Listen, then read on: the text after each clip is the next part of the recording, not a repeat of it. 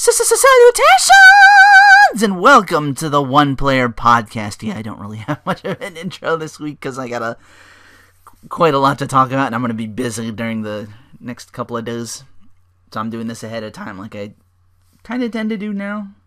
And I'll just upload it for like this Saturday, so I'm going to get it like a couple of days early. So, trying to get on top of things. More stuff to do with, as far as playing video games myself. I'm still doing, Fantasy Life. I can't put that game down. That reminds me, I gotta charge this. This battery is almost done, and I never went back over to charge it. So, charge the battery of the Thirtis. So I gotta do that. I got all the classes, like I said. I'm just going through the second part of the continent, and I'm like, okay, this is what I gotta do, and they're relative to this continent, so let me get all the jobs out of the way. Let me get all this done first before I have to head back and report, like, good news to I'm gonna head all the way back to the first town. Hopefully there's, like, a fast travel I unlock later that gets me from place to place. I'm hoping. Fingers crossed. I keep getting caught up in the idle games. Ideally, idle. Not IDOL, yeah. It's all them, like, cookie clicker and stuff like that. Like, sometimes it's idle, but you gotta click things sometimes to get what you need. And, well, this one's mostly idle. It's a game called Rebuild the Universe. You can probably find it on, just look up Rebuild the Universe or rebuildtheuniverse.com. It's like, you're taken right to the game. So, a lot of time spent on that, and not enough time trying to get recordings up. I've been a little too lax these past couple weeks. Well, the week before was because my old PS3, I had to bring up old saves and try to get back to where I was, so the whole getting lost thing was kind of a pain too. I apologize for that. Usually I'm pretty good with that. Just that game, just the open world of that is just can sometimes be like, am I supposed to go here? Or, no, this is over here. Oh, okay, now I know. Now I know where I am and I know what to do next. I'm like, where am I? So I was kind of stumbling through that one episode, so I apologize. That's why I'm fearful. Like, I've done this before. Some of you who've been to my streams earlier on in Sumi's stream, Fallout 3. I was just kind of dicking around, just wandering all over the place, wondering, where the fuck am I? And whenever I stumble across, I'm like, oh, okay. That can get tedious in a hurry and too long.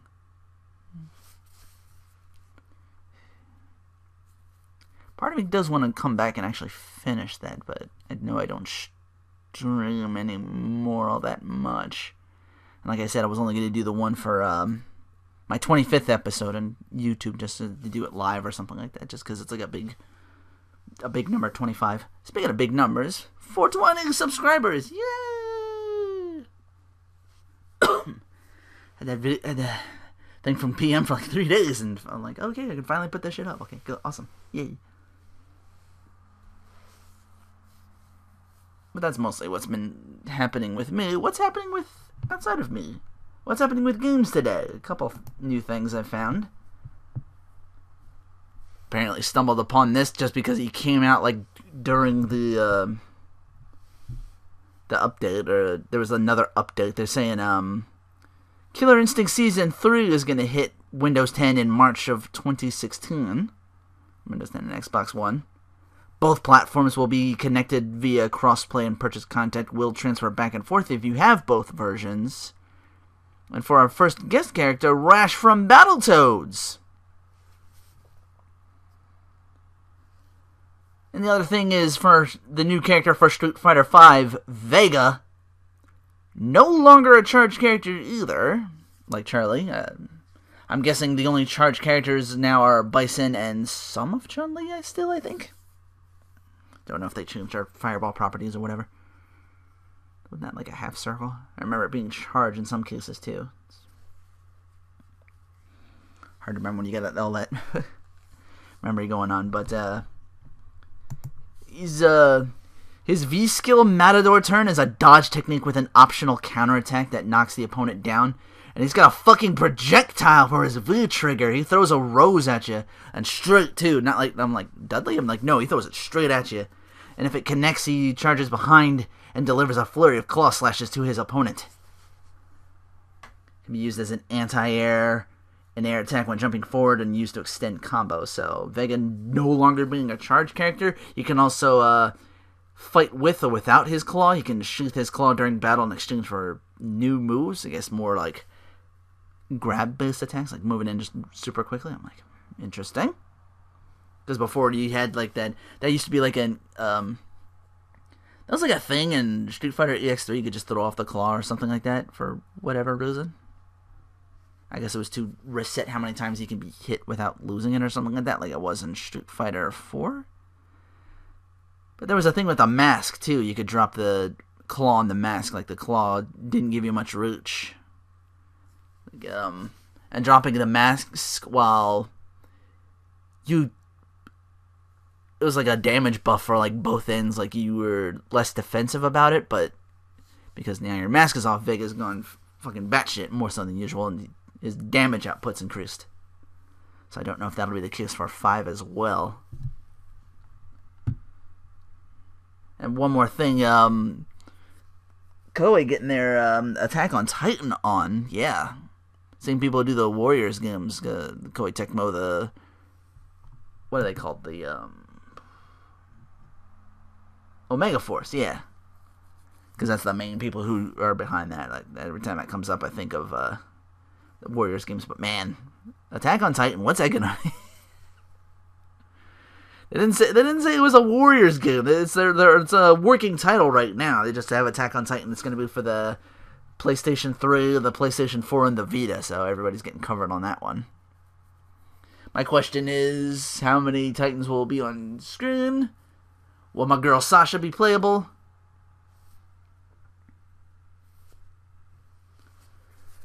And does this now mean every enemy on screen is basically Lu Bu? Like, do not pursue the Titans, or at least, pursue them methodically?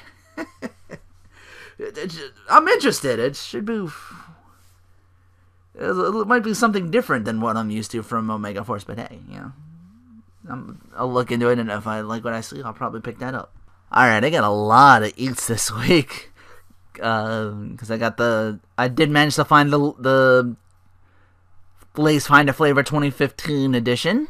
For them, I managed to have to Taco Bell for lunch one day and get to do stuff from that. But all this other stuff as well. I got the other 2 big energy shocks. I really liked the cola. That was perfect, in my opinion. So I tried the other 2. The first one is Big Energy Shock Exotic Juicy, a green color. Now this starts to taste more like an energy drink. It's this wild citrus kind of taste to this one. Pretty powerful.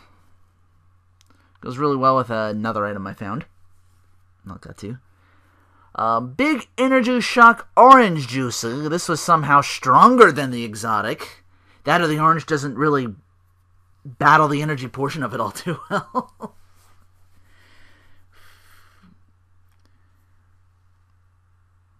The soda is still the clear favorite of mine. These 2, I'm like, not so much. They taste more like energy drinks. That one was, I think that was mixed perfectly. I think like the soda was actually like a perfect counterbalance to what they put in that energy stuff, or whatever's in there. So if you have to get one, I recommend the soda highly. I know that's how they do that with some things. Sometimes I'll mix like that with like a bit of that with like a Coca-Cola or something like that. Combo's still trying to do the sweet stuff with the pretzel outside. They didn't do too well with the vanilla frosting, in my opinion. The caramel one, on the other hand, works a little better, mostly because, salted caramels, that's the big in thing right now, so I expect this one to actually take off a little bit better. The only problem is they're like really strong pretzel, like a very well done pretzel, that doesn't really work with the caramel. They need more zestier eats with that. That's why the pizza and everything else works well, and this one doesn't. Again, I say they need like a. Even though I said this works with the because it's a salted caramel, it works with the pretzel, but I wanted like a cookie or something like that on the outside. I usually wait to go to Taco Bell to make sure I can try a few new things rather than just one over there, especially when their prices are so very, very kind. You know, it was $11 for like 5 different things, and the drink was like, again, the most expensive one. The most expensive than any single eat on the item. But I managed to actually get through those Crunch Berry Delights. People have been telling me they're so good. And they were pretty much the same as the Cinnamon Delights. There's nothing to really set it apart, but I still liked it. I was just like, nothing's beating that caramel empanada. That is king. As far as the sweet stuff goes, you know, if you have to pick one thing, I've had the caramel empanada. It's amazing. Kicks McDonald's apple pie right in the ass, I'll tell you that much. Any day of the week. Oh, my battery's about to go. Hang on, sorry about that. But yeah. I got my usual Dorito taco, the nacho and the Cool Ranch. Always a welcome part of my 4th meal, even though I had it for lunch, so it's... And I don't do breakfast, so I guess it's like my first meal? I don't know. Try not to eat too much early in the morning because I'm still kind of groggy when I wake up. I don't want to. In some cases, it's okay. I usually save that for like special occasions or something like that, or when I just like, I really need to eat something right now. The Frito Burrito. This I stumbled upon. I don't know how long this has been out there for a while. I've seen it on TV advertised before, and then it like stopped after a while. I'm like, well, let me try it for myself. It had some kind of weird spice to this. Like maybe there was like it was like burrito and the corn shell thing in there, and like the outside is just like the soft shell burrito. It was like a soft shell taco, like but just wrapped together and made like a burrito. This was a lot of green flakes in there. You know, it was like cilantro or something along those lines. It's like that, rice and the fixings. I didn't get a full look at it, but I saw like what kind of zestness am I taking? A lot of green flakes in there. So that didn't really wow me. The grilled stuffed nacho, on the other hand, did. That was really good. A little bit on the spicy side. Well, actually, no. It was just right, actually. It was like just enough spice to be like, yeah, so I was like kicking, and then you get like a little bit out there. The only problem with it, well, it actually does kind of work with like the rest of the fixings, but I'm very wary about sour cream in my stuff. Like you get the Supreme tacos, like just regular Supreme. I always get regular, even though I like tomato on it, but they put sour cream on it. I'm like, no. Tomato, yes. Sour cream, no. I don't like that stuff. Not for me. I miss my ranchero chicken. I think they put a stop to that, unfortunately. The really zesty tomato with like the shredded chicken. I put that together. I used to eat those all the time. Hopefully they come back. I don't know what happened to them, honestly. I don't know why they would drop anything from that menu. Usually everything I've had was either good or great. Like nothing was like, oh, this sucks, don't get this, you know? Like stay the fuck away from this thing. It's never been that for Taco Bell, and again, because of their prices, wow. I just wished I lived closer to one. I'd probably put a huge dent in my wallet and none being able to pay for anything else. So that's probably a good thing. As cursed as I am with that. Anyway, let me finally get to the Lay's 2015 flavors, and the first one I tried because I really wanted to check this out because I really like Reubens now. It's the Lay's New York Reuben, submitted by Jeff Solensky from Dubois, Pennsylvania. Local. He says, I work in a restaurant where Reuben sandwiches are a big seller. It reminds me of my upbringing in Long Island where delis are very prominent. Yes.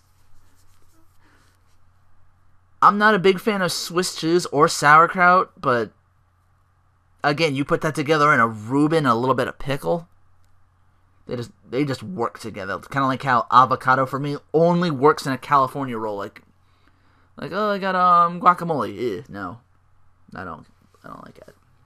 Don't like guacamole. You get like very little avocado roll and a whole lot puts together.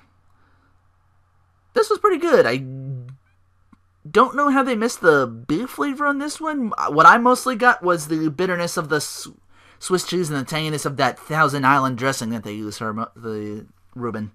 That's your sauce, kind of. A little bit of the rye bread as well. I know rye chips are a big thing, or at least they were. I don't know. I haven't seen them in a while, but I've never tried them myself. I do really like rye bread, especially toasted. Like nice piece of toast on rye bread is amazing. But yeah, these are pretty good. From the East Coast to the West Coast with wavy truffle fries. Angie Fu from Irvine, California says, every time I see truffle fries on the menu, it is the first thing that I order. The aromatic flavor of truffle is mouthwatering. Now, I looked this up because I'm like, truffle fries? It's like, they can cut a actual truffle into fries? No, it's just fries or big cut up potato wedges that have truffle oil put onto them. It's garnered quite a bit of controversy, saying that it doesn't really have a place on food at all because it's just a synthetic olive oil or just a perfumed up olive oil to pass off as truffle. Like, not even made from real truffle. I've never had the actual thing myself. I guess it's just like a West Coast thing, so I can't really say. This one's pretty good. It's like a lesser sour cream and onion to me. Like, I'm eating these, waiting to get to the tangy sour cream part, like the sweetness of it all, and I just like, oh, they're truffle fries. Yeah, really works with the waviness of this chip. I said the wavy truffle fries, because some of these are not just straight up potato chips. I think these are, yeah, these ones are, those were wavy, these ones were kettle cooked. The Greek Town Hero by James Wagner from Wichita Falls, Texas. Alright. Oh, he does say there's this great little Greek place in town that makes the most amazing heroes. The uniquely cooked and flavored meat covered in, I don't know how to pronounce this, but Zatsuki sauce? Tzaki sauce?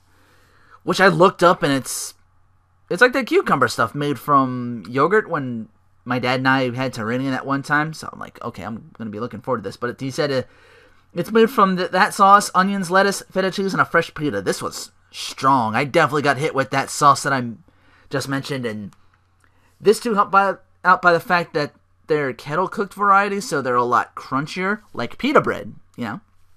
So there's probably still a little bit of meat flavor in that. The lamb is the most common meat used in heroes. So this one's a big hit with me as well. And finally, the fourth one, the Southern Biscuits and Gravy! Haley Green from Noblesville, Indiana says, my grandparents are from Tennessee, and my grandma, Nani, is a walking cookbook full of Southern staples. My absolute favorite dish that she makes is her homemade biscuits and gravy. This was a little too peppery for me, but the gravy flavor is amazing. I later found out that the gravy they make is from sausage, so that's what the peppery part was. I was tasting. I'm like, okay, it's not pepper. It might be a combination of the two. It's a fantastic sausage gravy, which is how that's usually done. The gravy, you take sausage, milk, butter, flour, and mix that up and toss it over buttermilk biscuits to have it on the side if you prefer to dip or on top. I'm kind of torn on. So this was like strong at the beginning, but still a really good sauce.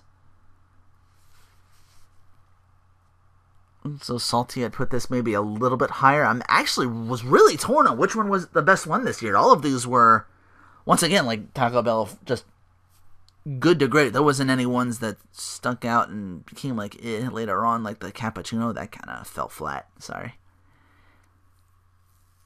If I had to pick one out of all four of these, it would have to go to the Greek Town Hero, just because it, the whole kettle cook thing going for it makes it like crunchy like a hero, and you get like that meat flavor and that sauce. It really perfect blend. It just because it's the total package. But they all did really, really well. So, awesome job by all four. Looking forward to next year. Can't wait to do this again with more stuff. I did have another Lays. This wasn't a part of the 4 newer flavors. I remembered I had those last week from when I went out to buy things and forgot I had those. Lays, they're lime flavored, or limon, as it says on the bag. You know, lime and salt, perfect to line a margarita glass, probably. Like, I eat these, I get oversalted and limed. So I'm like, oh, I gotta get it back. But then I'll go back and eat a few more. They're as close as I can get with those sadly forgotten lime Doritos so many years ago. Dorito-Senpai!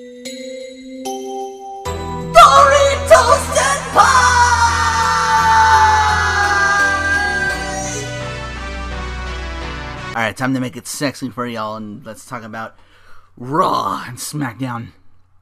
Raw opens with a tribute to the late great Roddy Piper. A heel's heel and was pipe bomb before it was a hashtag or something the current time WWE could shove down your throat and turn into a t-shirt and make it lean like so much Suplex City. Whew. How come Seth Rollins with new merch on? Did luggage mess up and lose half his spandex, or is the new shirt over it? I don't know. It says there's only one person in WWE that can slow me down, and that's Seth Rollins. I've noticed this flaw that's been plaguing me. Sympathy. I'm too sympathetic for my own good. You need proof? Look no further than last Monday when I drove my knee into Cena's face and broke his nose. I felt his nose crack on my knee, and at first I didn't feel too bad. That stuff happens. Not the first or the last face I've broken. But you mothers at home and at the arena, Cena rolled over and I saw staring back at me the aftermath. Who wouldn't feel sympathy? So the right thing to do was obviously to stump the match and award me the title, but Cena wanted to continue and the ref, not being the humanitarian that I am, allowed it. So my sympathy caught me off guard and I got booed. But I won't make that mistake again, so my proposition is we do this again at SummerSlam. Title for title. Oh boy. But as far as tonight goes, soon as San Jose is the site of his first U.S. title open challenge, anything he can do, I can obviously do better, so I'll have a WWE Championship open challenge right now. Judge in the ring after the commercial is like, hey, I'm serious about this, but of course I have a caveat. The person has to be under 6 feet and under 200 pounds. And JoJo's like, You basically described El Torito. And Seth's like, yeah, you catch on quick. El Torito, get out here. Who is JoJo to tell El Torito? Oh, wait, it's Neville. Yay. Alright, good start, but of course, watching this, immediately I'm like, this may be one of those Raws that go downhill. Because they're starting off super strong. They're starting off with your world champion in a title match. Your first match on the card. So I'm like, ooh, boy. Not a good sign for the rest of the night. But anyway. The closest 3 count. That has to become a 2 count. Because there's no way they're going to let him lose the title on free TV. Neville actually should, on all intents and purposes, should be the new champion. Like, that 3 count was... That was close. Like, his hand was, on 3 or just about to come down, and Seth manages to kick out. Later on, he hits the red arrow for another close 3 count, but the ref sees him, almost on 3, put his foot on that rope. The second that ref hands come down for 3, he sees the foot's on the rope. He's like, no, foot's on the rope. And Neville's like, come the fuck on! Even he's, incredulous at this. What? So, of course, this gives Rollins time to regroup and dodge the second time he goes for that red arrow, pedigree him, and win.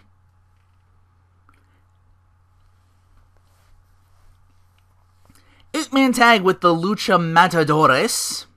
Anything for them? Lucha Dragons and the Matadors. And the new Ascension, call them, With the primetime players on commentary, Kofi knocks Kalisto off the top rope to get the W for this one. Bella's claiming they're the brand to beat and the Divas Revolution began with them, so...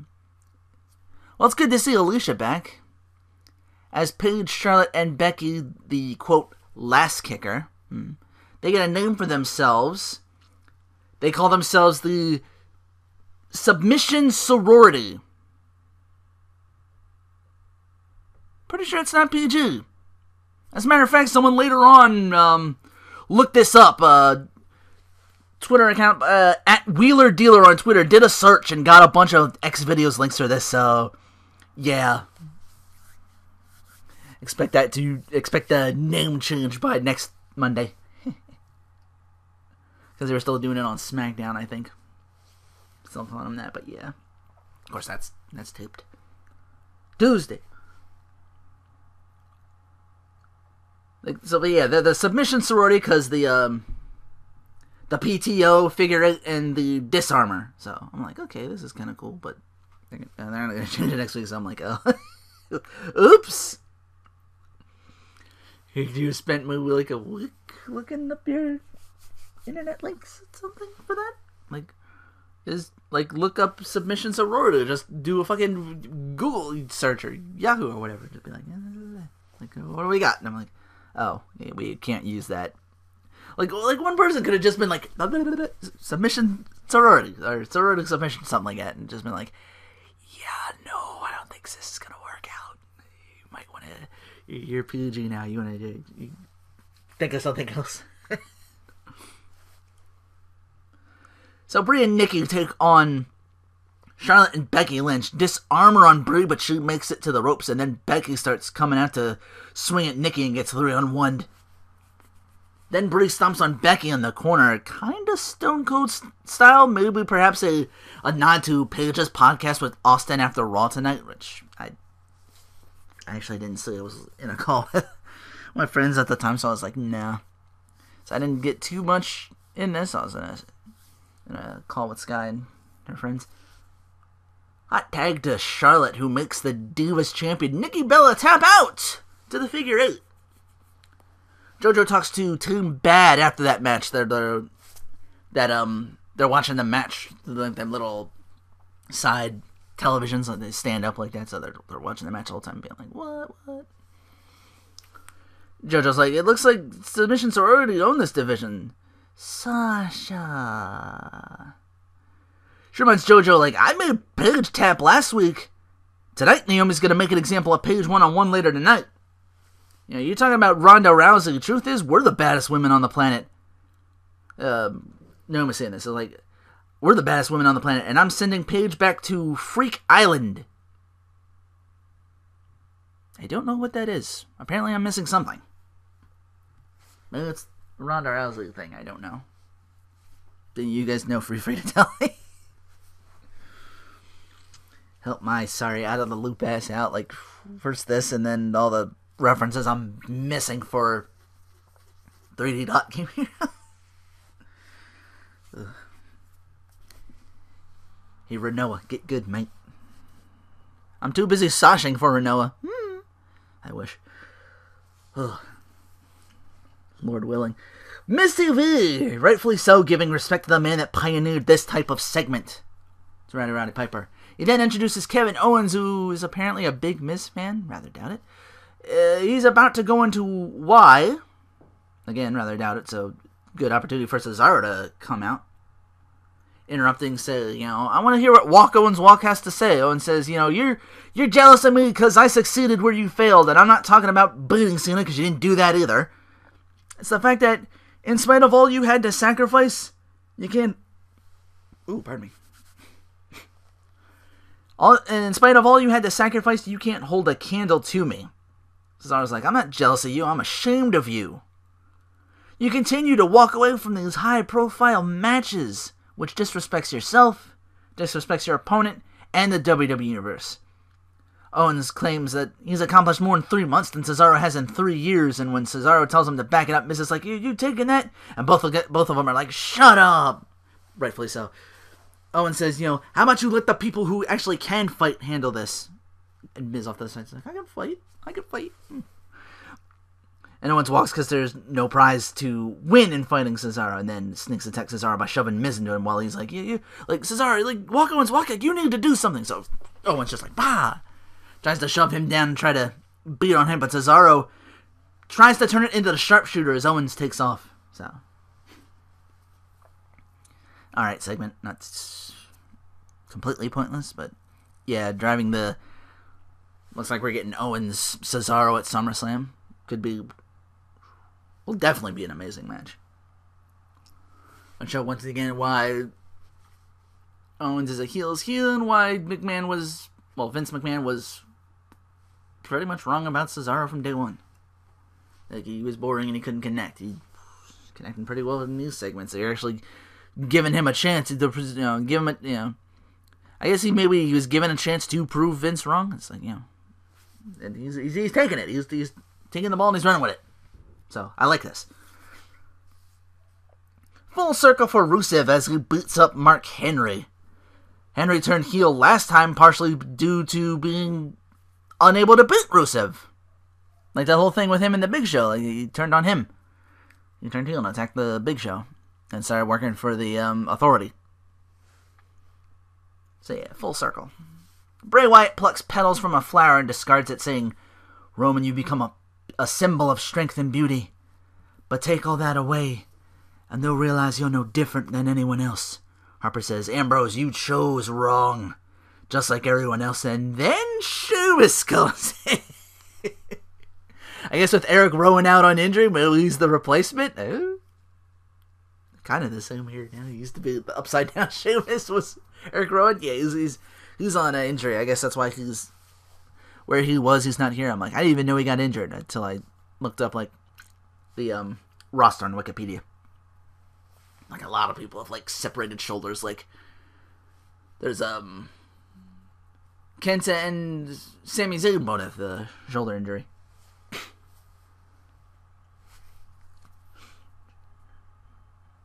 But anyway, Sheamus comes in. He's like, Orton, I'll bro kick your head. Out of nowhere. Bray's like, I've admired your brutality. And the enemy of my enemy is my friend. So welcome. Yeah, it's just... Sheamus Wyatt? That doesn't work. Wasn't he like Sheamus Mc something or other? In NXT? Or no, was he just Sheamus? And someone who actually does the first name like Sheamus. Like Cesaro, that was... Like, give him back his first name. Kevin Owens gets both names. Langston was like, just, bigger. That kind of works. I don't know about Cesaro. I don't think so. I know I usually call people by first or last names, but yeah. You don't need to do that. Speaking of first and last names, Zack Ryder. Out to job the Bad News Barrett. As your one true king of the ring, it is my right to remove all pretenders to the throne. And Zack Ryder, you may be the king of the internet, but you're less than the scum of my boots if you don't have a crown to back it up. Well, here comes hour 3. Paul Heyman hypes it up saying, Taker started this fight. He kicked Brock in the stones because when faced with the truth, the angry alpha dog becomes a submissive little bitch when he at Mania 30 came up short against Brock Lesnar. Taker will never rest in peace because he can't live with the fact that he will forever be now 22-1. Brock comes in, throws the top half of some steel steps like it was a piece of plywood and just stands on top of that shit. He's like, I'm here now. Might as well talk about it while I'm here. Sing my praises more while I stand on this. And get before. How much did he get paid for that? For that appearance? Like, just stand on this ring. It's like, well, I'm not fighting tonight. I'm gonna throw this ring in. Maybe do something impressive. But no, he just throws it and just stands there while Heyman sells us on the match. Like, not that we need his help, but Heyman being Heyman, as only Heyman can do. He says, last time WWE sanctioned a match between Lesnar and Undertaker left in an ambulance, spent a week in a hospital, and a year to even return to WWE in the first place. Undertaker called Vince and begged him for a rematch. And Taker begs for nothing. And Vince, rightfully so, turned him down because even Vince, in his darkest of hearts, knows what will happen. So Taker forced WWE's hand by picking a fight with Lesnar. I'm like, okay, that's good. Leaving WWE no option but to sanction this fight, just to make it legal and not end up in another parking lot, or like it did last week. It's not a rematch of the year, of the decade, the century, or even the millennium. It is the match too big for WrestleMania. Wow. Again, Heyman doing what Heyman can only do. Lesnar stamps the repeat portion of his mantra and takes Taker to Suplex City. Last time, Taker, you needed an ambulance, a hospital, and a year off. This time you're gonna need last rites. You know, he does the whole, like, Heyman in Latin. I'm like, oh, holy shit. Spiritu Sancto. Like, holy shit, this is beautiful. It is the year 2015, and Paul Heyman and Brock Lesnar, maybe arguably the biggest faces right now, and Undertaker, still kind of. They didn't boo the guy when he came out. They didn't boo him when he attacked Lesnar. I doubt they're gonna boo him during the match just because people have that much respect for the guy being one of the last of his kind, really, in the whole Attitude Era thing. It's just him and Triple H will wrestle for WrestleMania now. So they're like the last two. Paige and Naomi versus each other is up next. Naomi dominates this early on, and with a little help from her stablemates on the outside, but Paige does get that opening and goes for her PTO as Naomi taps out. So the newly named Submission Sorority, which won't be that name for very much longer, they're 2 for 2. Stardust on the Facebook app, they have one of those. I don't know, because I don't have a Facebook. Probably never will get one. Never really got into that, honestly. Yeah, I have Twitter, I have YouTube. That's enough. Shit, I got a DeviantArt too. I just remember. I don't even remember that, or my Tumblr even. Just mess around with that. Stardust says, "One more time, one more time." That's what the people were chanting for Neville when he hit that red arrow the first time, and Rollins got his foot on the rope, so they're like, one more time, and so he says, the people chanted for Neville, and he pandered to them and ended up losing, so if you won't be my hero, who will? He says this as he shoots an invisible arrow, so, but apparently he's responded, the Green Arrow, Stephen Amell. He said, I'll be on Raw next week. He's just sitting on Twitter, so I'm like, oh, another Twitter feud, so maybe, I don't know what they're going for. They're going for a match for SummerSlam? Them and Green Arrow? Like super villain? They're really gonna do this? Because that's okay. Again, I'm listening to a couple episodes. I like what I saw, but again, with like the 5 hours of wrestling I do every week, it gets to be a little. Well, I do that and I watch all the Toonami stuff. Kill la Kill was a lot of fun. I like that a lot. Like, I'll always go that and actually, like, look forward to watching that, and I'll be like, okay, let me take a break, and then I'll, like, sludge through what's next. Oh, Attack, Sword Art.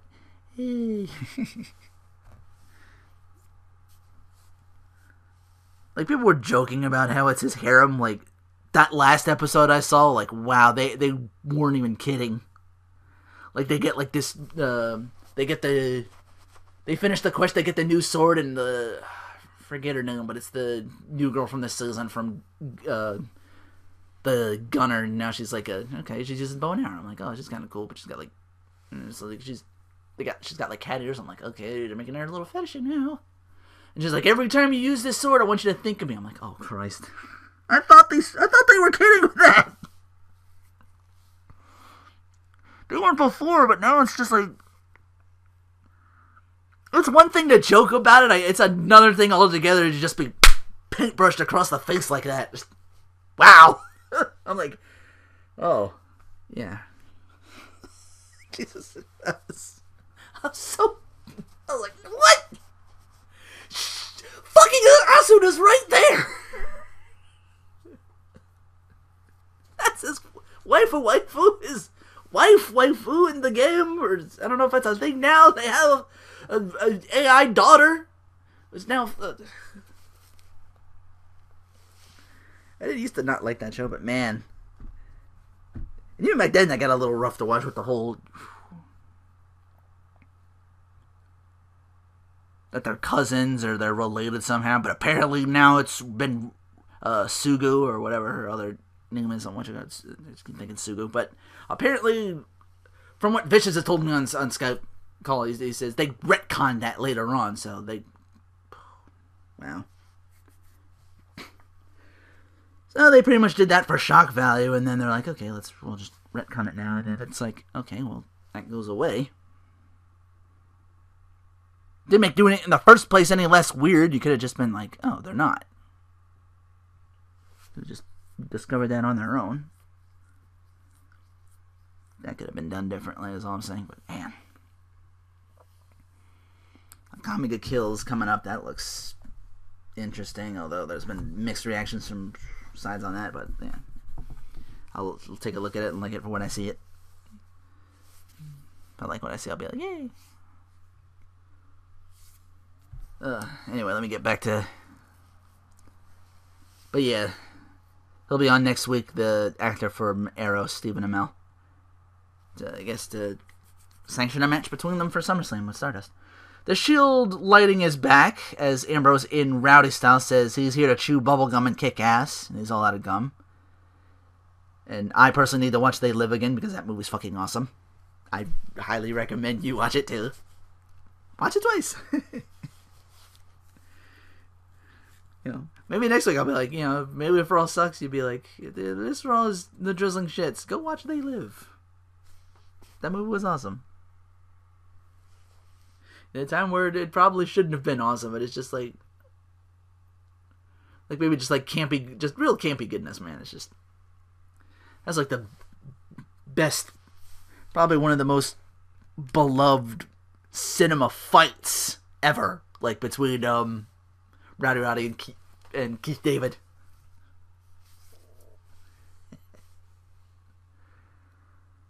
Rain says, Bray, you love to talk, but I live to fight. So me and my boy Crazy here is gonna bust some heads all night long. And now Orton comes in. He's like the third wheel. Like he's shameless. He's like, he comes in there lighting. He's like, oh, poor replacement for Rollins. Orton's like, do what you want, but leave Sheamus to me. And Ambrose is like, oh, Finance got a good attitude. Let's go do this. Yeah. I call back humor a little bit. He's back when Orton was like the whiny bitch and the Shield was working with the Authority. They were like, dude, calm down. Stop your moaning and bitching. Like, we'll take care of this shit. Like, just calm down. So he's like, oh, he's got a good attitude now. I'm like, all right, I can respect that. So it's a 6-man tag of Orton, Ambrose, and Reigns versus Wyatt, Harper, and Sheamus that we're building up for. The lettering on Wyatt's back is weird. I keep looking over, like he's got like red lettering. I didn't make a good out, but you know, again, it's not because of the Skype call. But I'll like take the headphones off and watch, and then I'll come back and be like, I was very back and forth with this. But I think this was just after the stream, and it was just a Skype call. But I came back, and like I'll look away and look back, and I'm like,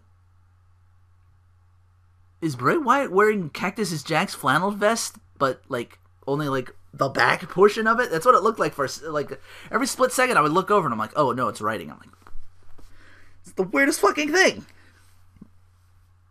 I was like, up too late, and it's like an optical illusion all of a sudden. I'm like, oh my god, he's Cactus Wyatt. Bray Bray. Instead of bang bang, it's Bray Bray. The faces win after Roman spears Sheamus.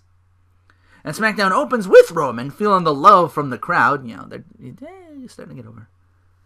Now, I thought it was going one-on-one at Battleground. Instead, Bray Wyatt used Battleground as a family reunion with Luke Harper. I don't ask for help, but I can do family versus family. SummerSlam.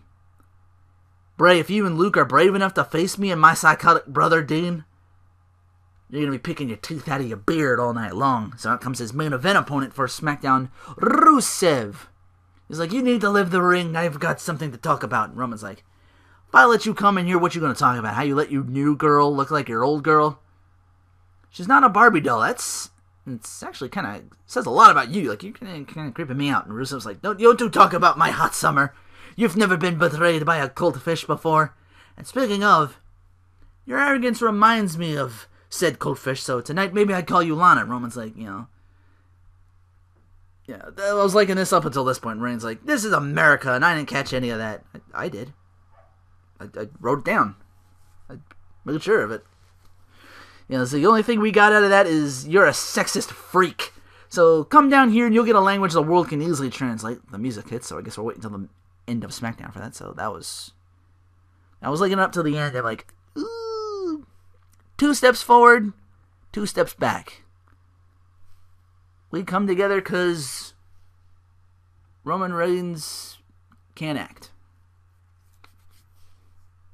I had to make it rhyme. I didn't want to completely shit on the guy. I couldn't resist. Because again, I'm trying to give Roman Reigns some credit, but that end segment, at least the people are starting to get behind him again. So when he goes to that championship again with, mostly because they don't have Daniel Bryan. Like, I figure, like, if he comes back, it's going to be like that all over again. I'm like, that's going to be rough. Because fans are fickle.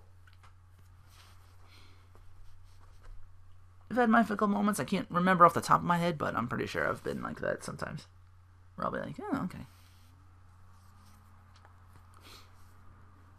All of the New Day faces off against the Primetime Players and Mark Henry, who addressed New Day's title aspirations earlier. Then, they get the SmackDown, like, we talked to these guys earlier, and they do that little bottom right cutaway. Titus says, New Day thinks they can cut to the front of the line by facing us tonight.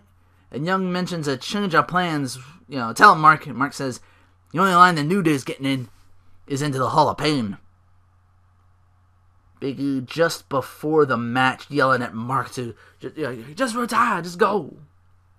Even after the match, they were saying that he had no business being out there. Henry wins the match too after Titus. Kofi goes to do a midair thing after getting tagged. Titus just catches him and then throws him up and behind him to Mark Henry, who just world's strongest slam for the 3. New Day gets interviewed afterwards. They're saying they're upset, saying Mark Henry's not a tag champion, had no business being out there. Your negativity will not deter us from clapping, deter us from nothing. Because we are clean, pristine, and soon to be the new WWE Tag Team Champions. Didn't say champions. You could have made that like Ryan 5 or 6 times, but I guess they were trying to be kind of serious. The entire world will proclaim in unison, hey, we want some New Day. Hey. They just get going doing that over and over again. Hey, we want some New Day. I looked him up on Twitter. Not Twitter, Wikipedia. I think I forgot to write down his name, but they call him like Skip or Pip or Phil or something like that. Don't remember. But anyway, a vignette for Charlotte, who, with a want to go to WrestleMania, I think she said she wanted to main event it. Wishful thinking. She's ready to go but she is ready to go places no diva has ever been before. So apparently, you're tonight going to a place a lot of divas have been before, losing to a roll up while you were trying to roll up somebody else. I'm like, They're gonna. But she was in a match with Naomi 1-on-1 that after interference became a tag match. So Charlotte and Becky Lynch took on the team of Naomi and Sasha. Naomi wins via the counter roll up, like I said. Big Show getting interviewed backstage and mentions that Ryback will return at SummerSlam, and we'll get that triple threat finally that we should have gotten at Battleground, but because of the staph infection, Ryback was unable to appear. But he'll be there. He said he'll be there at SummerSlam, the guy that's interviewing him. He's going to defend his title against Miz and Show. With Ryback out, Big Show. Does that change your focus? And Show's like, I'm training while Ryback's out home starring in his own Ryback movie. His own Rocky movie, rather. You gotta get knocked down, hurry up again. I got that broken ankle, but I get up again. Got that hoodie. I get back up. I'm probably doing a better impression of Big Show did, as good as his was, though. I do pretty good. I do pretty good run. You gotta. I'm exaggerating, of course, but that's sometimes. The exaggeration is sometimes funnier because I think that's how impressions work, in my opinion. Like, like Arnold is just like all the time, just he does do that, but not to the extent I'm doing it.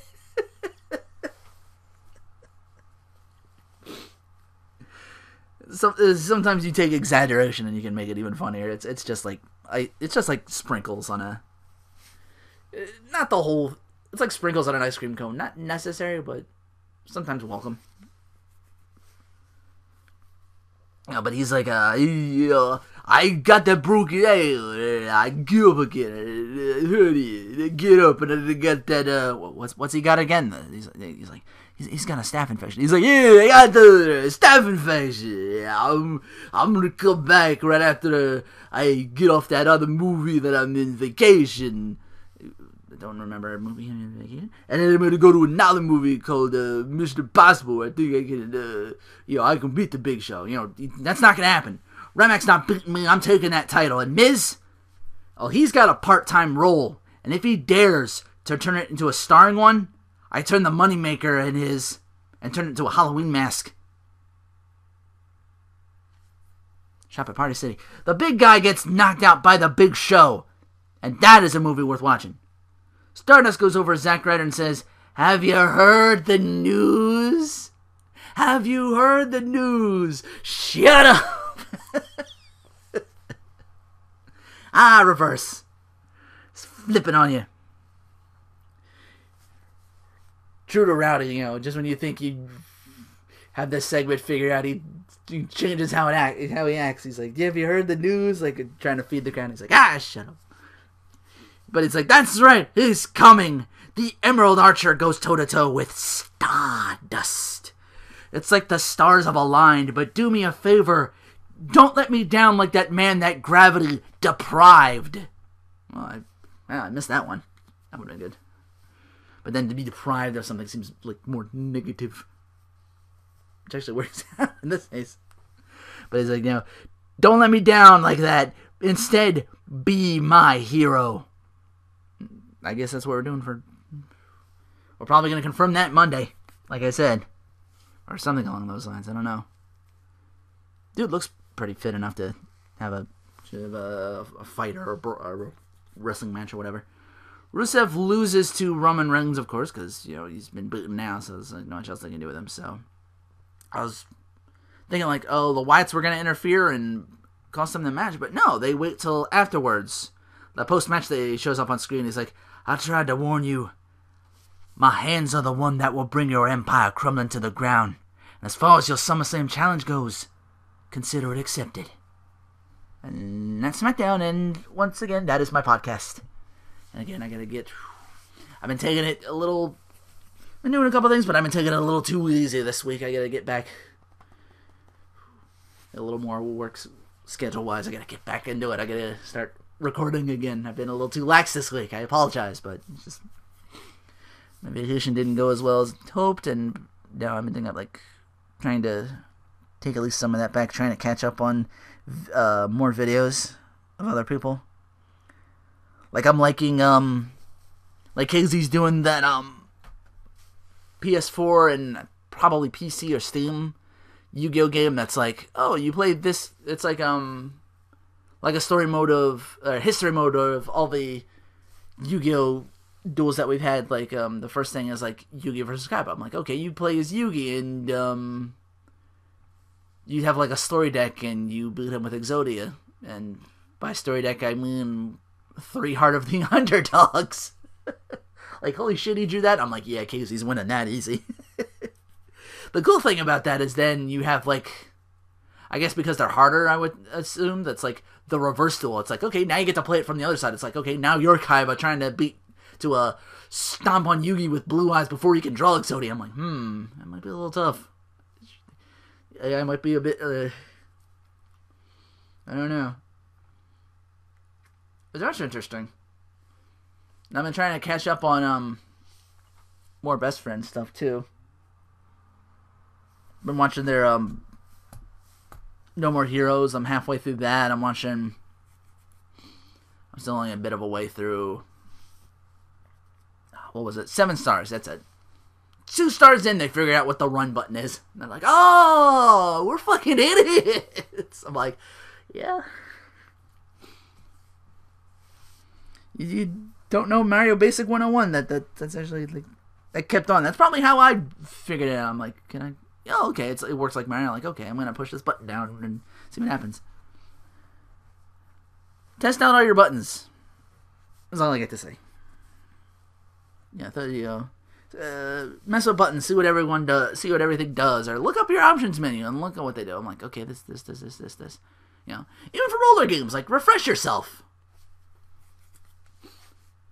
It pays to be astute sometimes. Of course, I say that, and I'm like, oh. They'll get shit on for taking 7 episodes to learn how to run button, and my ass was like, I was pushing the wrong things and stuff like that, and I'm like, wait, what the fuck am I supposed to do? That's probably why that episode took as long as it did. Well, there was a lot of shit I wrote down. I think I had like paragraphs upon paragraphs of stuff to write down. I was trying to remember it all off the top of my head.